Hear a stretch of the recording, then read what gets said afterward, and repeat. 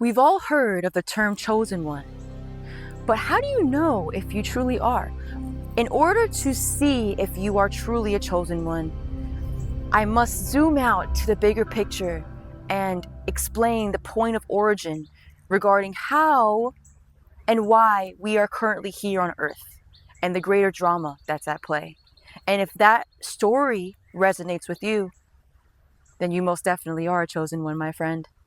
Before I get into it, I want to say always use your discernment and take what resonates and leaves what doesn't, because only you know what you truly are.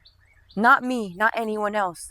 If you are looking outside of yourself for the answers without tuning in to see what resonates and what doesn't, then you're giving your power away, and that's not the intention of this. So I just wanted to plant that little seed before expressing. So, God, source, spirit, whatever you want to call it, this greater intelligence that we are all a part of, that flows through each and every one of us, flows through my being, flows through the being of all of these plants, these animals, of this earth, right? Connects us all as we are all interconnected with this greater force. God is not something that is outside of us. It's something that we are and are a part of, as we are fractals of God, experiencing itself through these individuated forms. The reason why that is because God, source, had this original intention to get to know itself better and devised a very sacred mathematical plan to do just that, right? It was not random. It was not through no Big Bang theory, okay? It was through this very sacred mathematical sequence, as math, science, and spirituality are all very interconnected. God had this original intention to break up its consciousness into these different individuated sequences and mathematical forms. There are many other universes beside our own.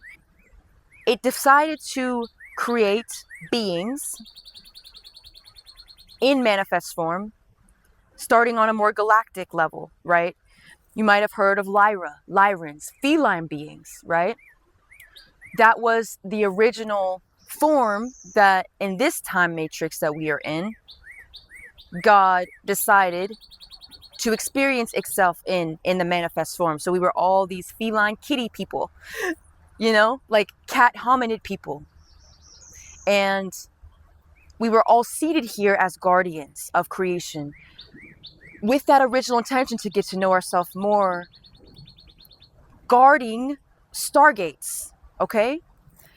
From that level, things went down where certain guardians started to experience distortions within their consciousness, okay?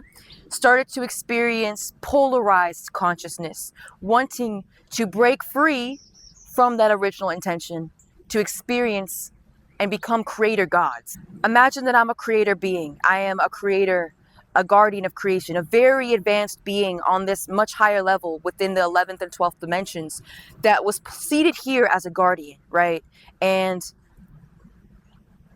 I decide, okay, I want to play master of the universe. I want to be a creator god. I don't want to fulfill God's source's original intention anymore. I want to be God, even though that's not how it works, because God is consciousness. And in that, I decide, okay, the only way I can do that is to disconnect myself from my heart, from my portal that connects me to all there is and allows me to feel that connection through unconditional love and reverence, respect and grace.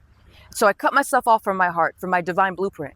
I become overly patriarchal and constantly am trying to play master of the universe and have no love anymore, as my love has become conditional. And as that, I start to develop distortions in my consciousness, right? And think, oh, I'm better than, I'm worse than. The competition starts to form, that type of energy, and it's every man for himself. And from this higher level, the distortions start to become created on lower levels. So this is happening in the 11th dimension, where this situation is happening with beings like that went through what I just described. And they are very intelligent beings. They understand quantum mechanics, quantum physics, and how everything is created, right? And how to be creator beings, because they originally were seated there as guardians, but they forgot that.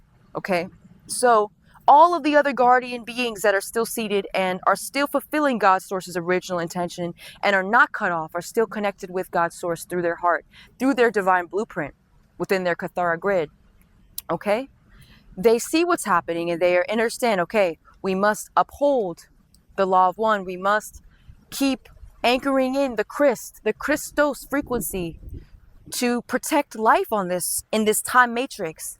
And it becomes battles of sorts where what these creator gods who have become anti-Christic fallen angelic beings, they are trying to constantly play master of the universe, create beings and civilizations that they can control. They want to control. They're control freaks.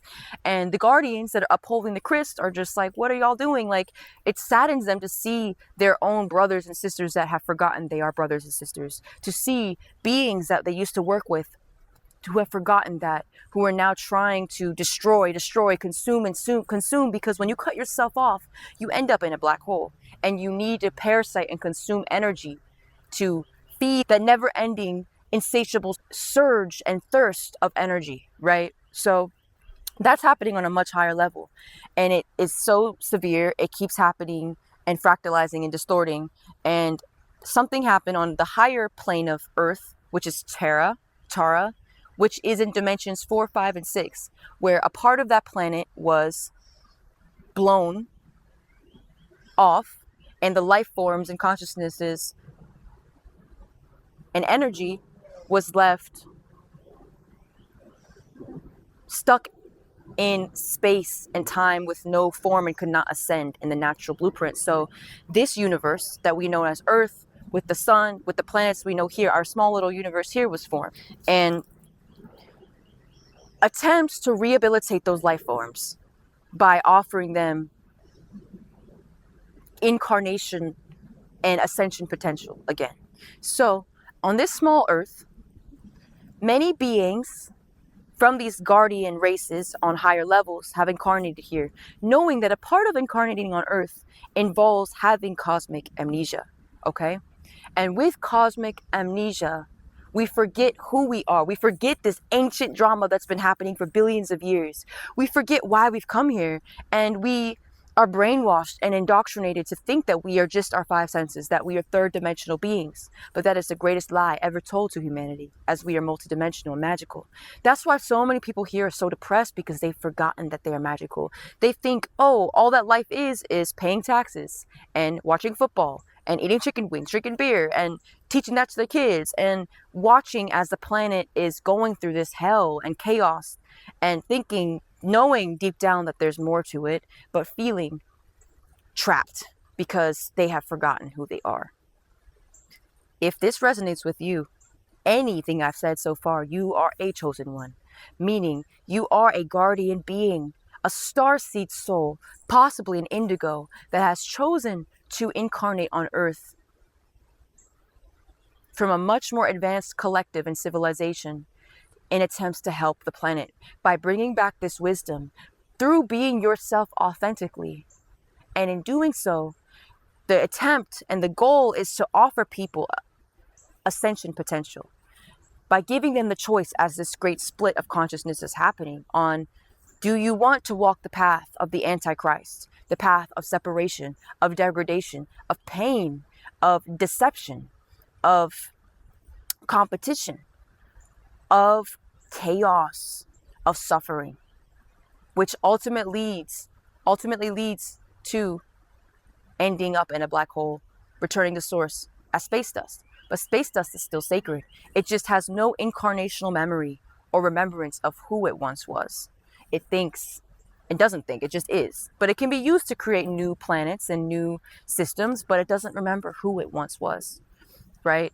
Or the path of the Christ, of ascension, of fulfilling source's original intention by integrating more of your soul, choosing to be you, by peeling back those layers of conditioning like an onion, and remembering your multidimensionality through doing soul integration. There are so many tools that can help reawaken these parts as it comes back to DNA. Science says that we have a double-strand helix and that we are third-dimensional beings, when in reality, we are multidimensional beings. Humans originally have 12 strands of DNA, okay? And there are other beings that have even more. And by starting to reawaken and clear those strands of DNA, we start to remember and have incarnational memory. And we can start helping uplift others by coming together, right? As a chosen one, it is our responsibility to lead by example, to spread love and joy, reverence, grace, gratitude, to bring people together, to birth this new earth, which is not really new at all. It's ancient, but through bringing frequencies from certain time-space continuums that are pure onto this planet, doing something called grid work, and bringing back this wisdom. Even by talking about it, it's leaving an imprint on the planet that others can tap into. It's just like with a radio. You know, you turn into the frequency and then you hear whatever sound is coming through. It's the same thing with bringing back this wisdom, this remembrance. So if you resonate with any of what I've said, you are by fault a chosen one.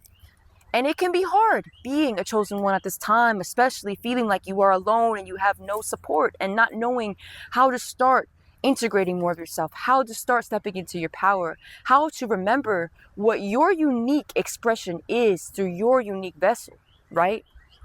Because we now know the big picture, right? But how do we help uniquely? What are our gifts and our talents? How can we be a vessel for God to express itself through to help?